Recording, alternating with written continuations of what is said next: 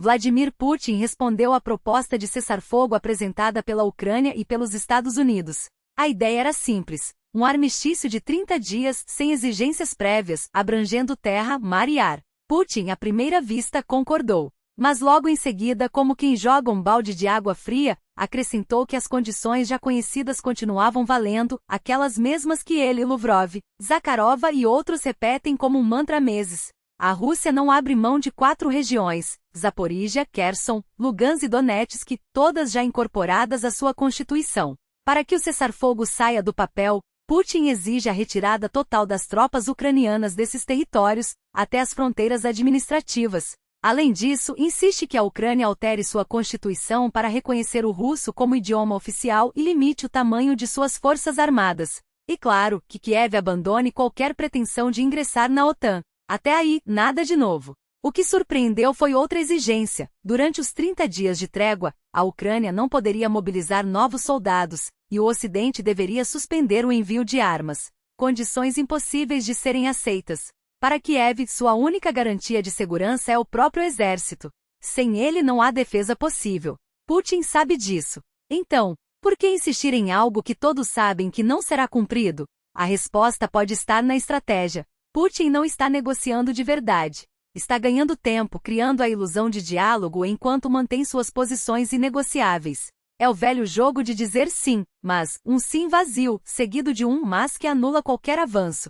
O problema é que desta vez, o blefe não colou. Donald Trump, em reação imediata, classificou a resposta de Putin como positiva, mas incompleta, deixando claro que espera um compromisso real, não um teatro de palavras. A grande questão agora é: os Estados Unidos vão pressionar a Rússia para que aceite um acordo? Eles afirmam ter ferramentas para isso. E tem. As sanções econômicas ainda não esgotaram seu potencial. O governo Biden, nos últimos meses, demonstrou como pode estrangular o comércio russo de petróleo ao incluir navios fantasmas na lista de restrições. Se apertar mais, Moscou simplesmente não conseguirá vender seu produto. Além disso, há a opção de aumentar o apoio militar à Ucrânia. Mais aviões, mais mísseis, mais sistemas de defesa. O arsenal americano é vasto, e grande parte dele está parado em depósitos, sem uso prático. Basta querer. Mas será que Trump está disposto a usar essas alavancas? Putin aposta que não. Ele acredita que as negociações estão apenas começando, que a proposta americana é apenas um ponto de partida. Lê do engano. O que aconteceu nos bastidores foi diferente. Os Estados Unidos apresentaram à Ucrânia um cessar-fogo sem condições. Kiev resistiu, exigindo garantias de segurança. Washington então pressionou, e não foi só retórica. Reduziu o envio de armas, limitou o compartilhamento de inteligência. E conseguiu o que queria, um acordo moldado às suas exigências. Agora, a bola está com a Rússia. Ou aceita o que já foi combinado ou assume as consequências. Putin tenta um terceiro caminho, fingir que aceita, mas na prática não ceder. Só que esse truque não funciona mais. O mundo já viu esse filme antes. E não vai assistir à reprise. A Rússia está diante de uma oferta clara, concessões em troca de alívios. Fala-se em suspensão de sanções, em reabrir canais de diálogo, em promessas de estabilidade, desde que Moscou aceite as condições impostas. Mas há um preço pela recusa, pressão crescente, isolamento ainda maior, e o risco de ver sua já frágil posição se deteriorar de vez. Putin se vê encurralado entre duas escolhas ruins: ceder e colher migalhas do acordo, ou resistir e enfrentar o peso de um conflito que só se aprofunda. E é justamente por isso que as chances de um cessar-fogo, ainda que tênues, nunca estiveram tão próximas. Não chegam a 50%, mas já são bem maiores do que há 2 semanas. Porque por mais que o Kremlin tente vender uma narrativa de força, a realidade é outra. A Rússia está exausta. E Putin sabe disso. Mas quem realmente ganha com o armistício? E quem perde? Para a Ucrânia a decisão é soberana, cabe apenas a Zelensky e ao povo ucraniano definir o caminho. Já para a Rússia a resposta é simples, basta retirar suas tropas de todo o território ucraniano. A guerra acabaria no mesmo instante. Não haveria mais mortes nem de russos nem de ucranianos. Porque a única razão para essa carnificina é uma só, a invasão russa. Agora, olhemos para os fatos.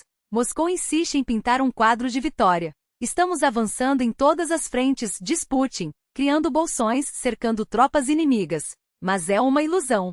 Uma narrativa fabricada para consumo interno, repetida à exaustão. Porque a verdade é que a guerra de desgaste não se mede em quilômetros quadrados conquistados, mas em recursos esgotados. E a Rússia já pagou um preço altíssimo por cada palmo de terra tomado. A chamada segunda maior força militar do mundo era avaliada pelo tamanho de seu arsenal: tanques, mísseis, aviões, navios. Hoje, esse arsenal está em frangalhos. Depósitos vazios, equipamentos destruídos, reservas esgotadas. As tropas russas avançam em veículos civis, usam bicicletas para transporte e até animais de carga para abastecimento. Não é estratégia, é desespero. Cada metro conquistado custa vidas, blindados e munição que não podem ser repostos. E os números não mentem. Para tomar uma cidade como Avdiivka, a Rússia sacrificou milhares de soldados e centenas de tanques, mais do que a Ucrânia tem em toda a sua frota. É uma troca insustentável. Uma guerra de atrito não se vence com avanços simbólicos, mas com capacidade de resistir. E Moscou está perdendo essa batalha. Nos últimos dias, os sinais são ainda mais claros. Em Pokrovsk, as tropas russas pararam de avançar e agora recuam sob contra-ataques ucranianos. Em Torets, cidade que Putin declarou conquistada em fevereiro, as forças russas estão cercadas e sofrem baixas constantes. E o mais revelador, o Kremlin está recorrendo a medidas extremas, como enviar guardas de instalações nucleares para a linha de frente. Isso não é sinal de força, é um grito de socorro. Putin vende a ideia de que a Rússia está no controle, mas os fatos desmentem cada palavra. A cada dia fica mais evidente que o império de mentiras está ruindo. E quando a realidade bater a porta, não haverá mais espaço para ilusões. Avdiivka, uma cidade de importância estratégica, mas de extensão limitada, tornou-se o símbolo perfeito dessa guerra de desgaste. Nenhum dos lados sai vencedor aqui, apenas exaustos. A Rússia avança centímetros ao custo de milhares de vidas, enquanto a Ucrânia perde seus melhores homens em uma luta que por enquanto não tem donos.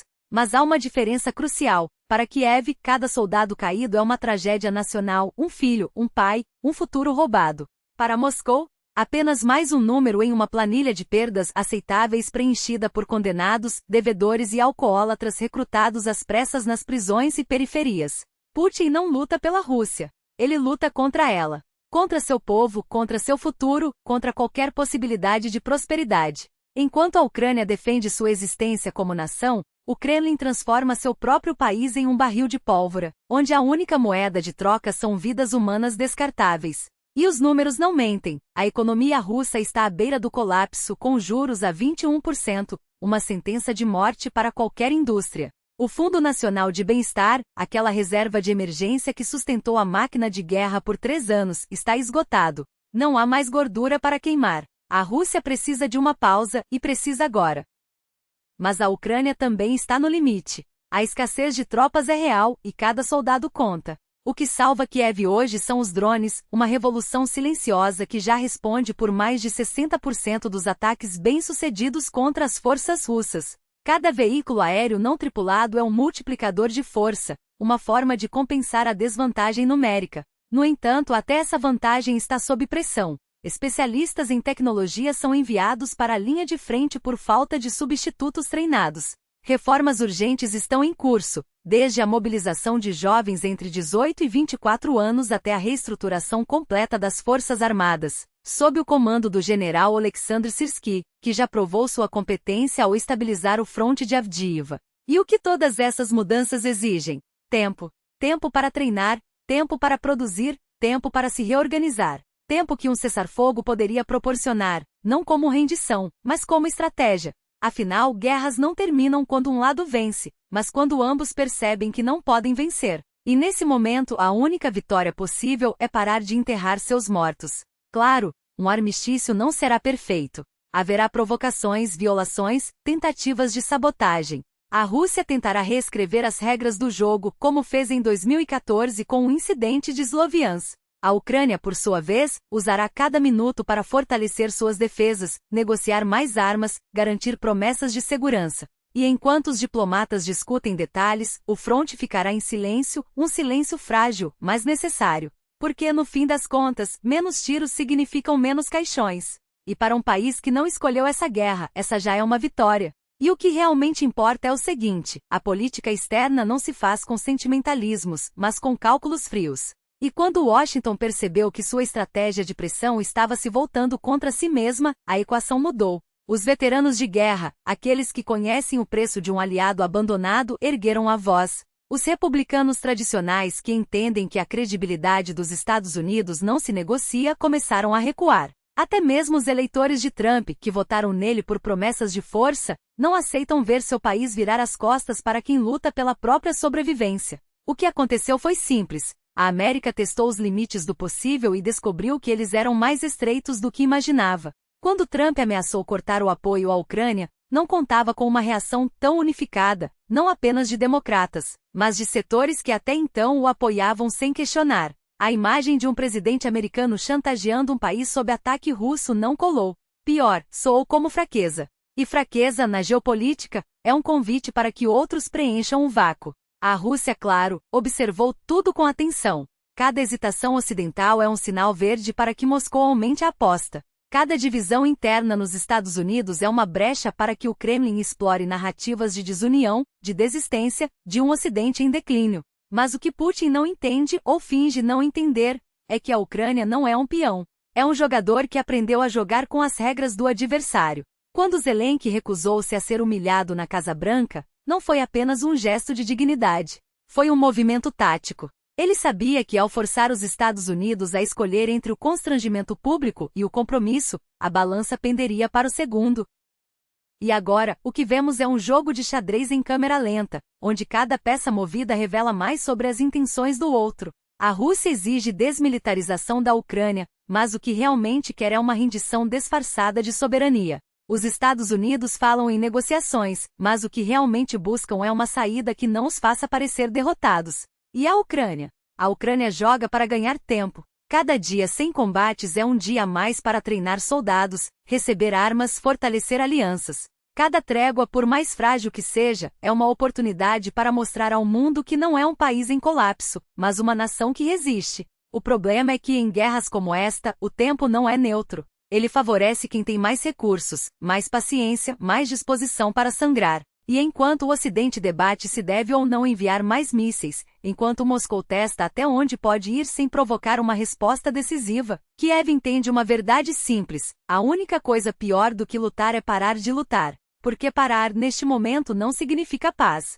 Significa rendição. E rendição para a Ucrânia não é uma opção. É uma sentença. E é justamente aí que reside a armadilha dos discursos fáceis e das narrativas prontas. Enquanto analistas repetem como mantra que Putin não recua, que a Rússia não negocia, que a guerra é um beco sem saída, a realidade teima em desmentir cada uma dessas afirmações com fatos crus. Porque, no fundo, o que move o Kremlin não é uma estratégia infalível, mas o medo de perder, o medo de ser exposto, o medo de que o mundo veja, por trás da fachada de invencibilidade, um regime sustentado por mentiras, repressão e um exército que sangra tanto quanto o ucraniano. Cada sanção que aperta o cerco, cada tanque destruído, cada cidade retomada por Kiev não é apenas uma baixa no campo de batalha. É um golpe na narrativa de Moscou. E quando a narrativa desmorona, o que resta? Um homem que prometeu uma operação especial de 3 dias e agora vê seu país afundar em um atoleiro de anos, com jovens voltando em caixões e a economia rangendo sob o peso de um conflito que ninguém mais acredita ser vitória.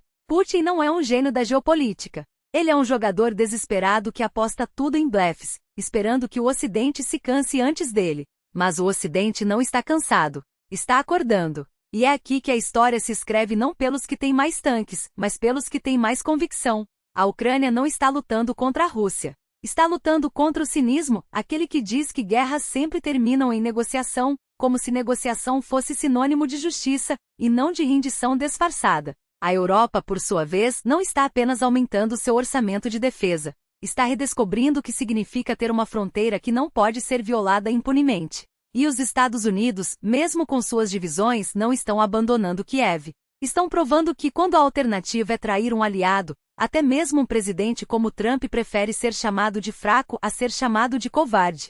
Porque, no fim das contas, o que define uma nação não são seus recursos, mas sua capacidade de resistir quando tudo parece perdido. A Ucrânia já provou que pode sangrar por anos e ainda assim se levantar. A Rússia, por sua vez, está descobrindo que pode vencer batalhas e ainda assim perder a guerra, não no campo, mas na mente de seu próprio povo, que começa a questionar o preço de uma vitória que nunca chega. E o Ocidente está aprendendo que a indiferença é o verdadeiro inimigo. Que ceder hoje significa pagar um preço muito maior amanhã. Então não se enganem, esta não é uma guerra entre dois exércitos. É uma guerra entre aqueles que acreditam que a força bruta é a única lei e aqueles que sabem que no longo prazo, a única força que realmente importa é a da vontade. E a vontade, meus amigos, não se mede em mísseis ou em rublos. Ela se mede em quem está disposto a ficar de pé quando todos ao redor já se ajoelharam. A Ucrânia está de pé. A Europa está se levantando. E o mundo livre? Está começando a entender que se não lutar agora, não haverá mais nada pelo que lutar depois.